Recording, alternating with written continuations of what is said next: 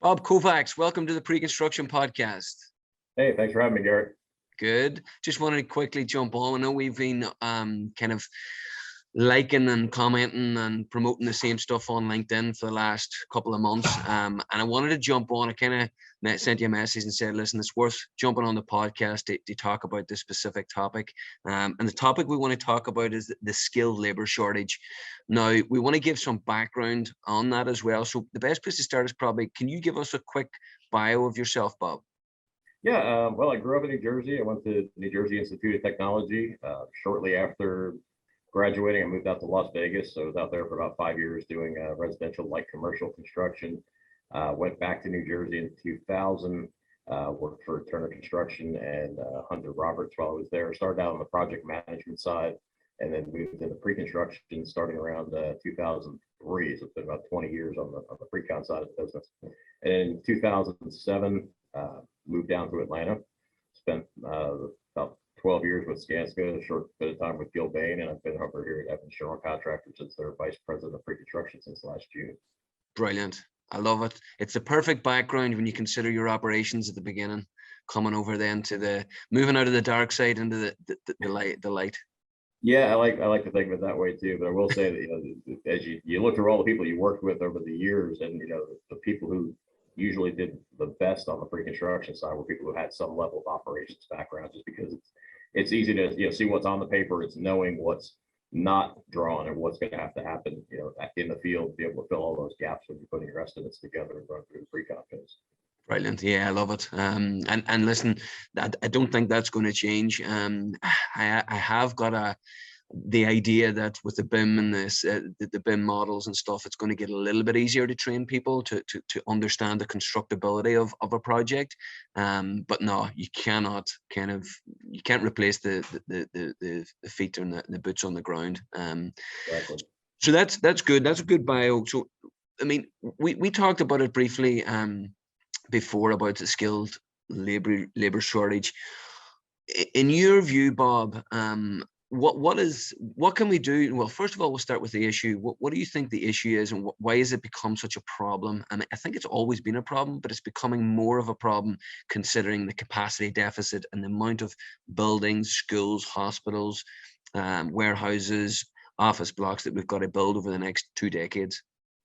Well, I think it started probably back in the 70s and 80s when, being a tradesperson became, a dirty word. Everybody had to go to college, and that was coming from your teachers, from guidance counselors, from your parents, and a lot of it was, like my father worked in the trades for 30 some odd years, and he wanted, they say, well, I wanted you to do better than I did, so I want you to go to college. I want you to learn a skill, and not have to, work with your hands every day. And it's like, well, first off, I don't think that it's not a dirty thing to do. It's not an unskilled thing. There's a lot of skill required to do a lot of the stuff that we do out in the field, and there's nothing wrong with it. I think part of the challenge is, a lot of the guidance counselors at the school, they're pushing kids to go to college because that's what they're based. That's what they're graded on. You look at schools online, and what are they showing you for statistics? What percentage of the kids graduate, and what percentage of them go to college?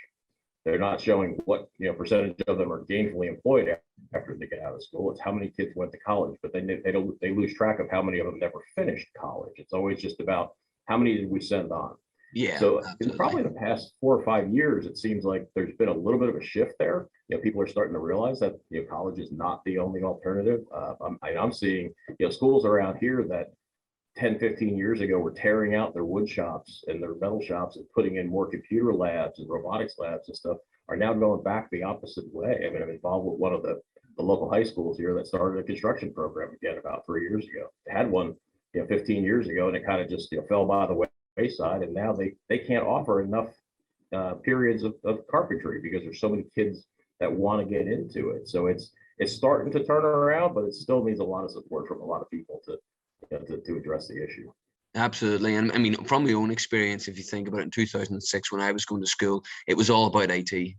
Literally, the guidance counselors, that's all they talked about. And I don't know, many people, I would love to know the statistics of whatever someone studies, do they go on to actually do that? Because when I was left high school and I didn't know what I wanted to do. So my parents just advised me, and the guidance counselor said, well, everyone's heading towards IT, just you go and do IT. Now, it was an engineering degree within IT, but I knew within the second year in college that I didn't want it. This just wasn't for me. It just wasn't, it didn't suit my personality, my characteristics. And I think I would love to know if guidance counselors would do that. They would look at someone's personality, because a lot of us don't know what we want to do at that age. Look at the personality, look at where their passion lies. What do they like doing? Do they like sitting and playing with Lego and building things?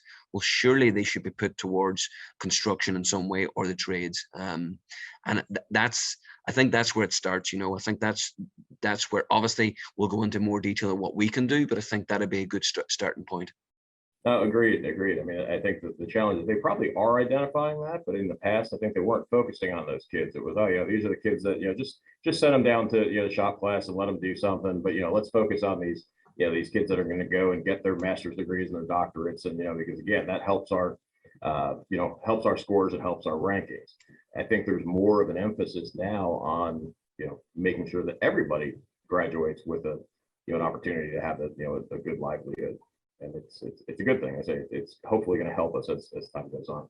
Yeah, well, I mean, basically what you're describing as well. They're not tearing out the labs and the computer labs, but they're bringing back the workshops and the metal shops, which is good. Another thing that I think that at that level, just at that level at high school and guidance counselors, they need to understand what construction is now, because what construction was 10 or 15 years is completely different now. We talk about people going to study IT, we talk about data. I know you were involved with Skanska. Obviously, we had Steve Stouthammer and Will Center on what they're doing with Preconstruction DATA now. I mean, they see now within pre-construction team, and I'm seeing it all over the US, there's actually data analysts in there now looking at the data, setting it up for the pre-con team and the estimating team. So the VDC, the BIM, there's so much now that's going to be the future of construction, that it's in every other sector, financial services, retail, e-commerce. All these guys now should really be considering construction, because if they do like IT and they don't want to go and wear a hard hat and get their hands dirty on site, that there's so many more options. Oh, without a doubt. I mean, there's the whole BIM VDC thing is it's something that started halfway through my career, and I've never really dug into it to the extent where I'm not hopping into a model and driving around in it and figuring out clash detection, all that. But there are people that can do it far better than me.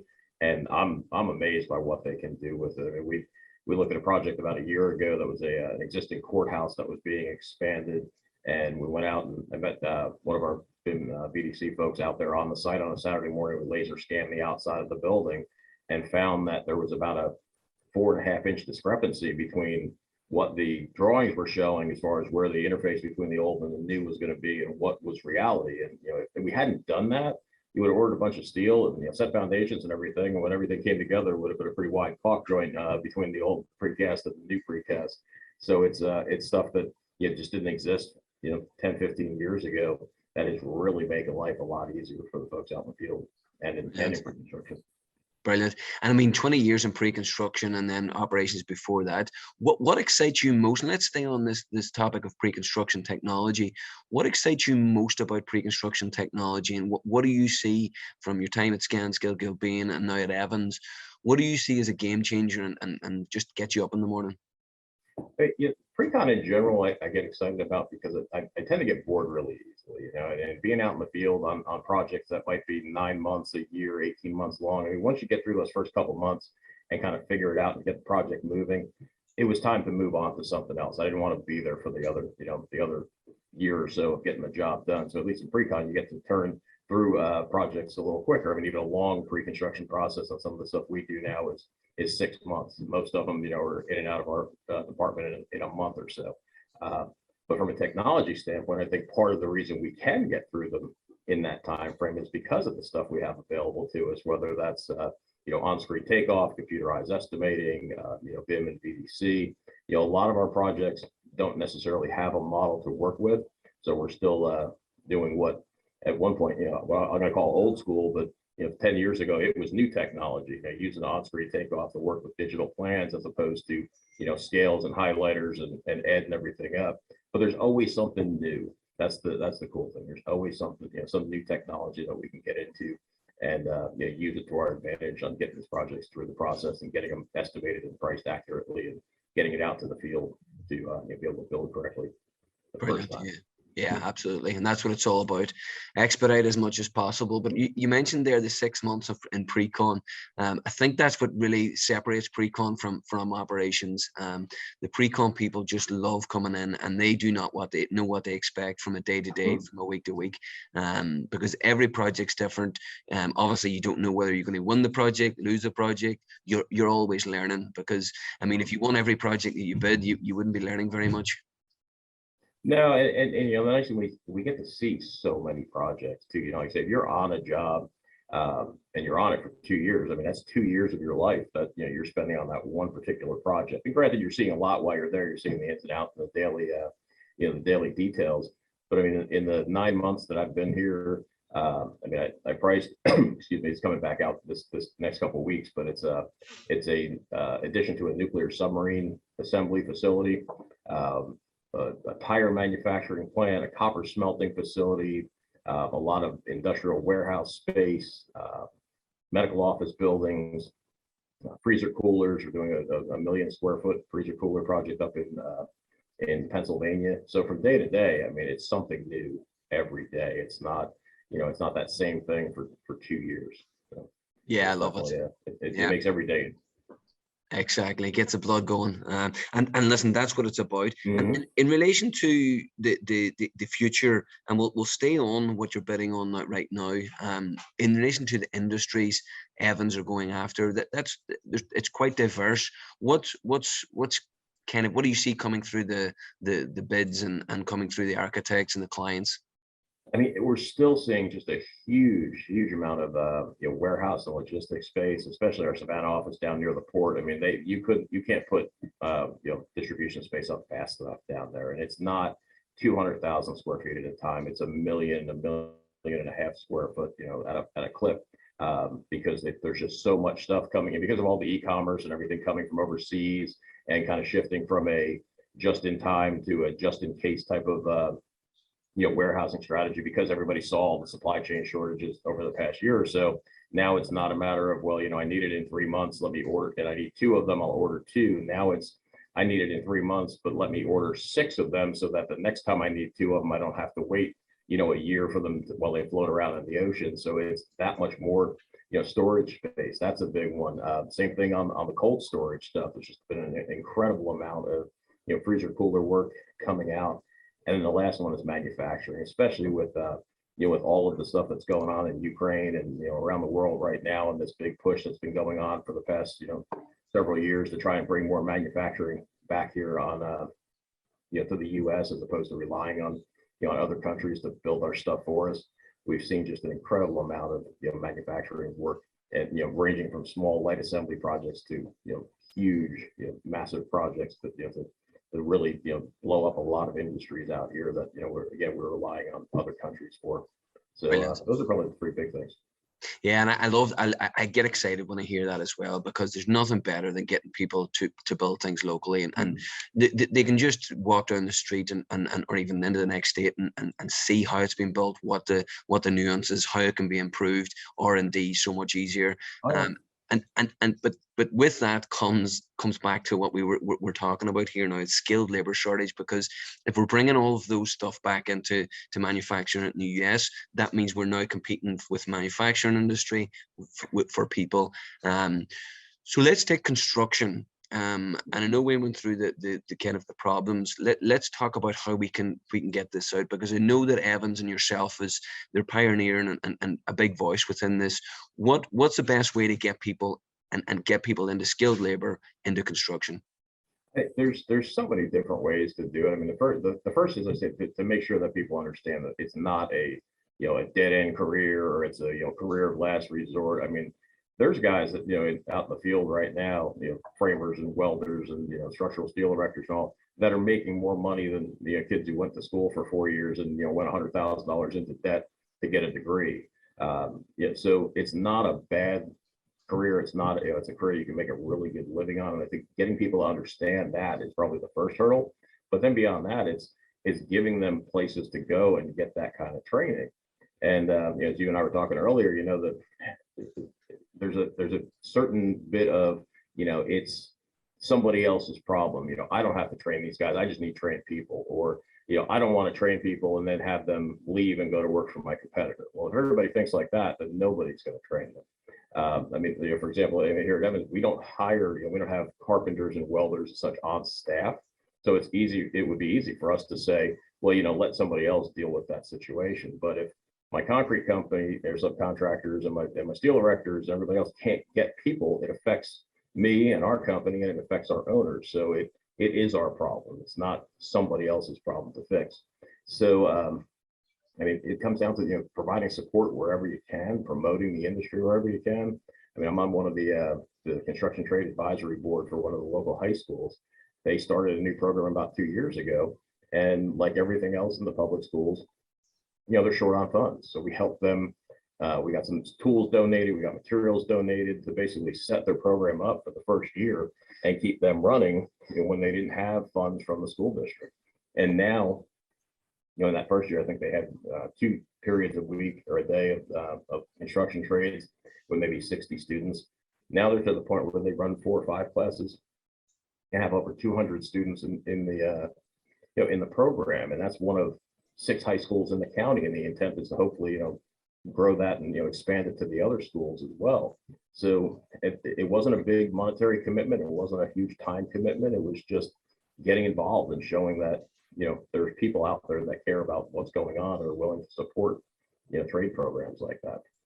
Brilliant, absolutely brilliant. Kudos to yourself and Evans as well for being that voice. And I think you're right. I mean, I agree with you that it literally is everybody's problem. So if you think about the numbers of people within construction all over the US, imagine if they just started talking about it, was more vocal about it to their nephews, their sons, their daughters, their nieces, their aunts or uncles. And it's not a case of always the young people, people who are in mid-level careers, the same age as myself, 39, 40, that maybe just want to challenge something different. They're still in their current job. It will not take them long to get up to speed and learn a new trade or a new skill.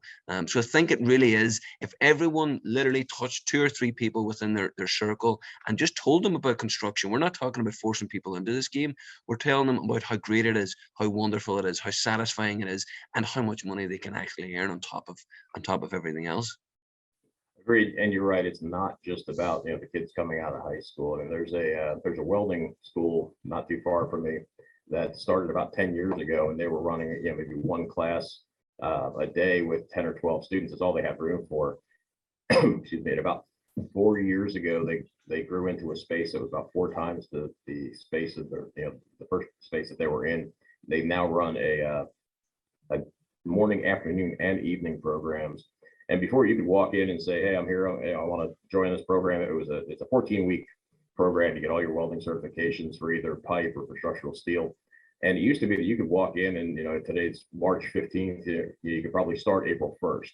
Now, if you came in on March 15th, the first available slot is probably August. So there's that many people going. And a lot of them, you walk through that class, it's not a bunch of kids who just graduated high school in May. It's, there's some adults who, like you said, have said, what, I'm tired of IT or of retail or whatever I've been doing, and I want to work with my hands and enjoy myself and make a good living. And you go through it, there's folks from 15 to 50, and they're getting getting their certifications, learning how to weld. Absolutely. And the other thing is as well, I mean, just because they're welders and they start as welders doesn't mean they're going to go finish as welders. Mm-hmm. They could go in as a welder, they could come up as a supervisor, they could go into a superintendent. Before you know it, they're moving into mechanical, electrical, piping. Like they could literally just keep growing and keep growing. The opportunities are endless. Oh yeah, no, our senior vice president of field operations, he started as a welder fabricator, and then he was working as an erection crew foreman. And that's where we first met him. He was working for one of our steel erection companies, and he's been with us about 9 years now, and he's now responsible for 100, 120 field staff between superintendents, assistant supers, and such. So you're right. I mean, go out there, learn the trade, be out in the trade, learn how to work with people, and have people work, under you as as people that you're supervising, and you can eventually grow to the point where you're not, like I say, out there, slogging it out every day, with a welding rod. Absolutely. And then like a lot of skills could be taught. I mean, one thing that I'm seeing more and more, and I only look after pre-construction, obviously, so I don't get access to these people, but the one thing I see, the soft skills in people underestimate the skills that they have.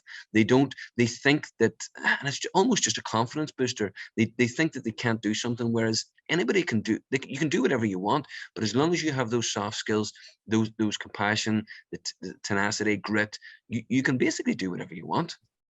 Yeah, and it's like I say, if you don't have those soft skills, or you don't want to do, don't want to interact with people, like I said, there's plenty of opportunity to go out there and, like I say, go to work every day and make a good living.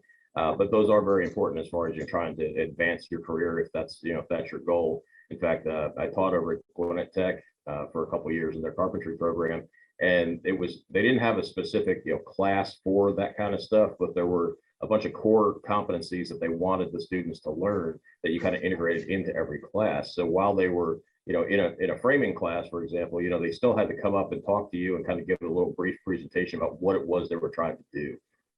And you'd have them work in pairs as opposed to everybody working by themselves, so they can learn teamwork and things. So because that's all, you're only going to go so far if you're you can't work with people, or can't, function with other folks, on a job site on a daily basis. So you got to teach those skills as well. Brilliant. Absolutely. Couldn't agree.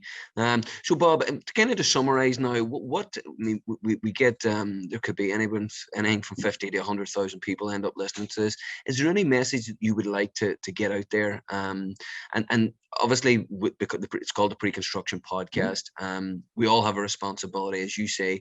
What would the message be?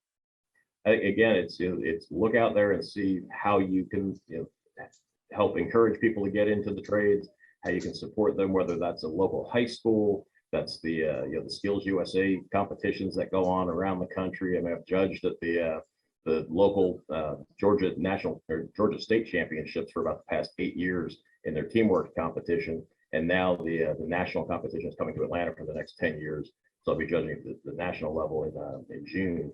I mean, it's 8 hours of time for you to go volunteer one day a year to go and, see 20, 30 upcoming, plumbers or carpenters, or there's drafting classes. You can watch, CAD designers, or, whatever. And just being there. I mean, I don't know how many of those instructors have come up here and said, thank you for coming out and taking the time to, to judge this, because, the students see that, somebody's interested in what they're doing. Yeah. So again, it's not a huge time commitment. It's not a huge monetary commitment, and it's everybody's problem. So even if it's not, well, I'm looking for estimators, I got to go find estimators. No, you got to help, find people to actually build what it is that you're estimating. Absolutely, you're 100% right, because we rely so much on our subcontractors and our skilled labor. I mean, without them, we're nothing really. We can't service our clients. So I couldn't agree more. Bob Kovacs, it's been an absolute pleasure.